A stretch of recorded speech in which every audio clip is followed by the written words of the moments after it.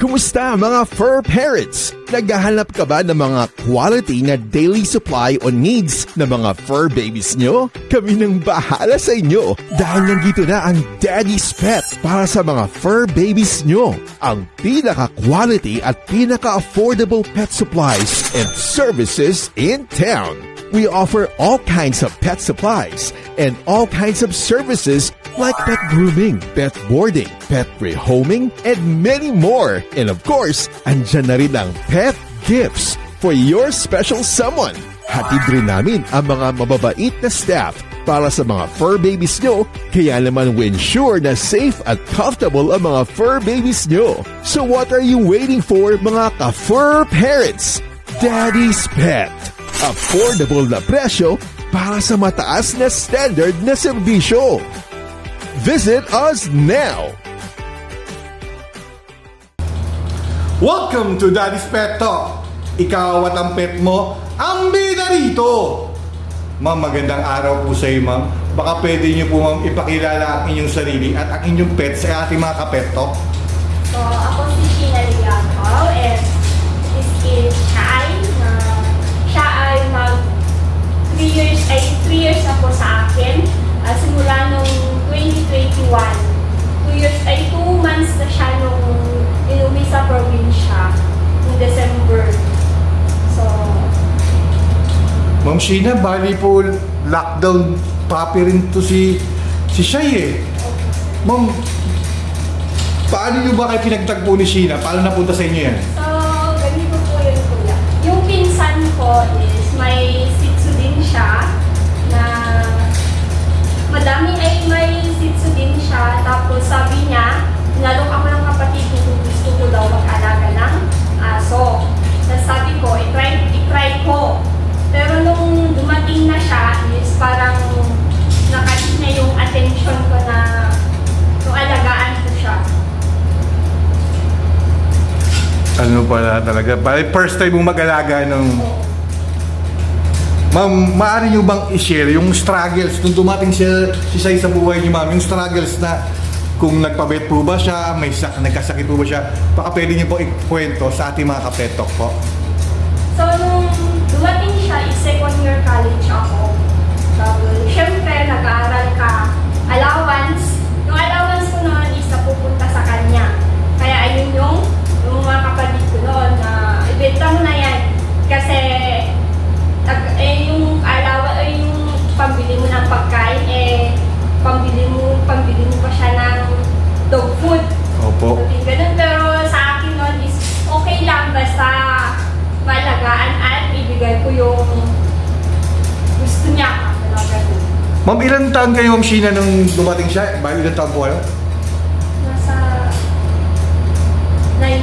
19 ang bata mo? 20 po. 20? Nung bata mo, nung gusto mo ng responsibilidad para kay Shai po.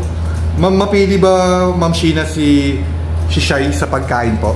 Ay noon, nung baby pa siya, syempre, first time ko mag-alaga ng papi noon, syempre, breast. Tapos nagsaba sa breast, atay naman. Pero nung meron yung pinaka-worst kasi na nangyari ko sa kanya eh. Ano? 2022 po ata or 22 po. Nagka-distemper siya. Opo. Kala ko nga mamamatay siya noon, pero buhay pa naman. Ayun yung laking pasasalamat ko kasi kahit hindi ko sa pina-vet noon kasi pure na punta lang ako sa vet kung natanong kung anong gamot, ibili ko yung gamot kasi kulang na sa financial. Opo. Salamat naman sa Diyos at nakagaling at buhay pa naman siya. Yun nga, Ma'am Sheena, talagang sa edad mo na magdi 20 years old po, talagang inilaban mo si Shai eh. Kumbaga, grabe rin yung pagmamahal mo talaga sa kanya eh. Ma'am Sheena, paano mo ba nababudget yung pera mo ngayon sa mga pangangailangan ni Shai po? Ngayon, nung 2023 graduate na po ako ng college. So, nung papunta ako dito sa Manila, nagdadalawang isip ako kasi sabi ng kapatid ko, bawal yung aso dyan sa kampo. Opo. Ay, yung sabi sa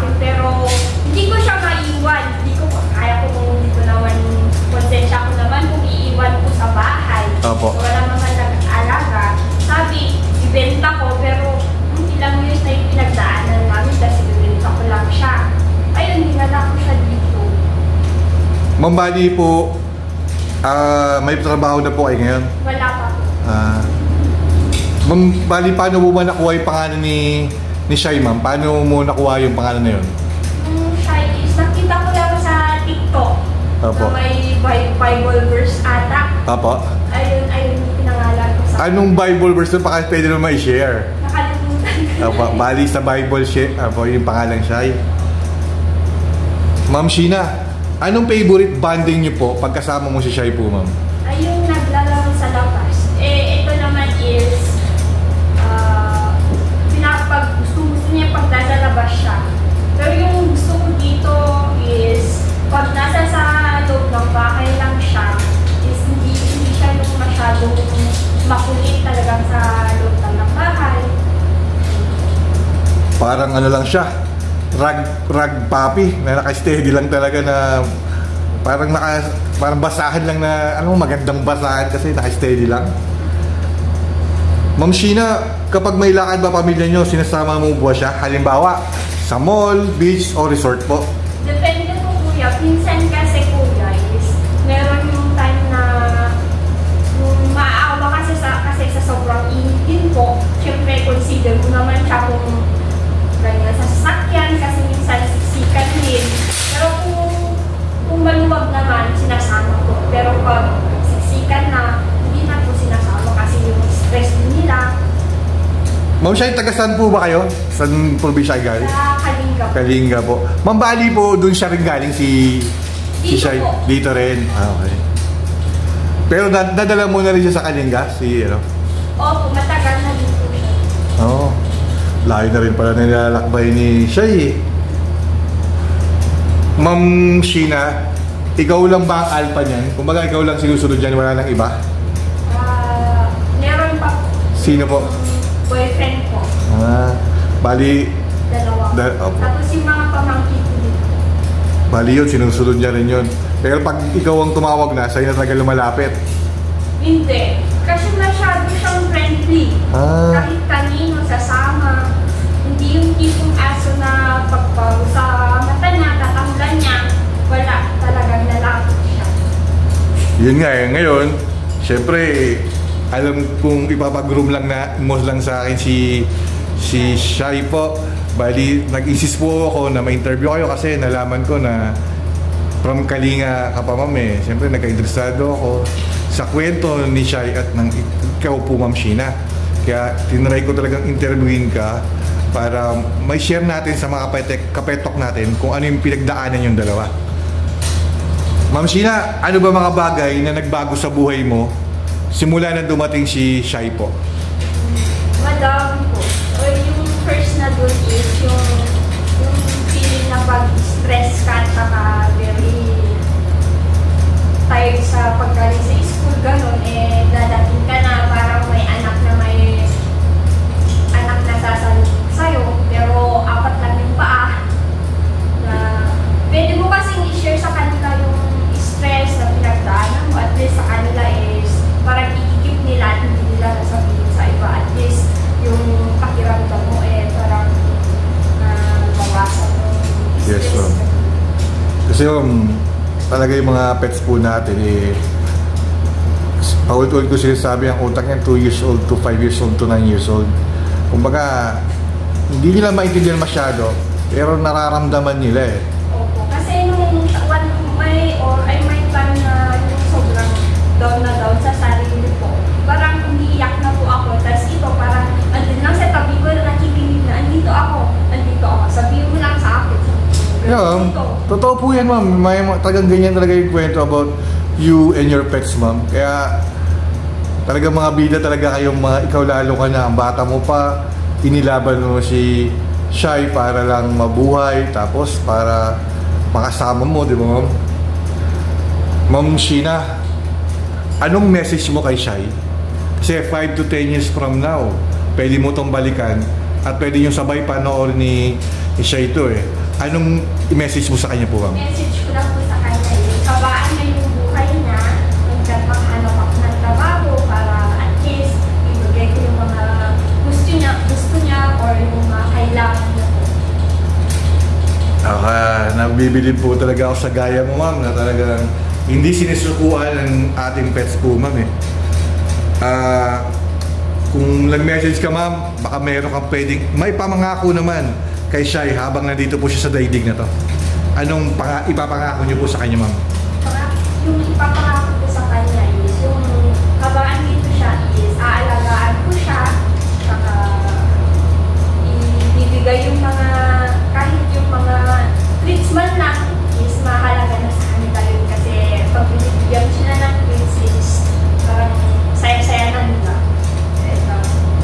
Kung sila kasi parang tingin ko kahit mag-4 years na kayo magkasama ni Shai, parang ang tingin ko yung experience mo masyadong malalim na sa pagmamahal sa pets mo.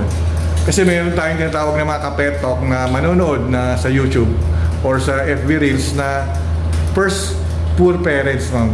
Ma'am, baka pwede mo silang advisean para kung paano maging first poor parents na para malaman nila kung ano na mga dapat gawin po. Yung first is wala din akong knowledge about sa pag-aalaga. Pero yung tumagal na is yung pag may sakit sila or nagsusuka ng ilaw is search na agad sa YouTube or sa Google para mag-home remedies. Ganun po yung ginagawa ko minsan kay Shai pag ganun yung reaction niya. Tsaka yung mga sa poop niya din minsan is syempre OA tayo minsan pag sa poop nila pag may konting lang search agad. Madami sa YouTube na nag-advise sa mga home remedies din po pag wala nang masyadong budget kung walang pang-vet. Doon po ako pumupunta minsan. Pero pag may pang-vet naman, yun nga yung sinasabi mo nga pag gusto mo talaga may paraan eh. Pag ayaw mo may dahilan. Pero mas pinili mong gumawa ng paraan para ma-survive si Shai po, ma'am.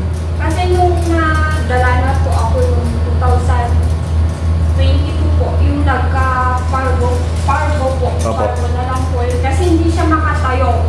Hindi siya makakain. Ganun. Meron pa nga yung ganyan na dito sa isara yung bunga niya dahil sa parvo eh. Opo. Ayun yung time na akala ko mawawala na siya. Na mamamatay na, kumbaga. Kasi sobrang hina niya na kasi hindi siya makalakad. Kahit pagkain, hindi siya makakain ng 5 araw.